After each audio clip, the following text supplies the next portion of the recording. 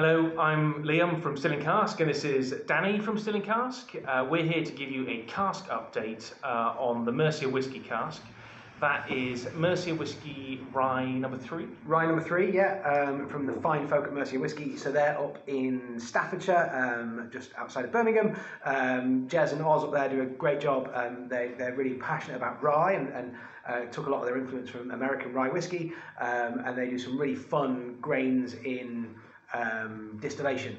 So it's 100% rye, and they put it all into the still, grains and all, which is good fun and gives you a lot of tannin, a lot of body, and some really interesting flavours. So this was casked in December 2021, October 2021. What we're tasting now is about a year old. And obviously, as shareholders, what you're going to get is this as a 3-year-old. 3-year-old, yeah, it's going to be bottled in 2024, so December of 2024, so just in time for Christmas. As a 3-year-old, it's spending its first couple of years in an STR cask, so that is stripped and retoasted. So they strip the inside. It's a Speyside. It's a 100 litre Speyside STR stripped, toasted, recharred. Yes, with a medium char. And then this is actually going to be finished in a Tokai cask. So we're finished in a sweet dessert wine cask from Hungary, which is going to give it some fun notes at the back. So that's the cask. And this is a cask strength sample at about a year old.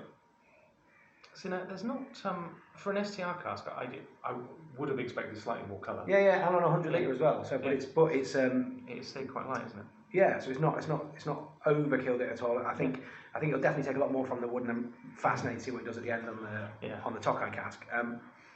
It's big on the nose. There's loads of bold, funky sort of. I get notes of orange and banana. There's definitely some. Yeah, definitely orange. There's also something savoury. Yeah, and some good. You can tell it's going to be spicy as well. There's warming spice even on the nose. Yeah, the grains in distilling is quite interesting. There's not that many English whiskies that are distilling grains in. But yeah, you're going to get a lot more tannins with it, and those tannins are going to add to some real interesting flavours in the cask. Maybe not in the first year, might take a bit longer. There's some big spice notes, like dry spice, real sort of almost powdered spice. But there's loads of spice notes that I associate with a good American style rye. Spicy, punchy. Coffee, I get quite a lot of coffee down on the palate. So coffees, oranges, almost banana sweet, but then loads of dry spice. So and there is that dryness at the end. With all those tannins. Yeah. Let's take that down a smidge.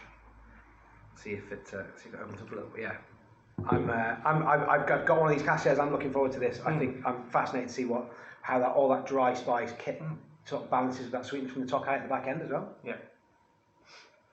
Yeah, that's gonna evolve a lot over the next couple of years. Way more savoury now. It's been let down as well. Yeah, so that is your Mercia Rye 3. There are still shares available. It's a 100 litre cask. The cask shares are on there at £35. Current estimate on duty and shipping is around 25 to 27, which pulls it in at a £60 bottle of whiskey just in time for Christmas next year.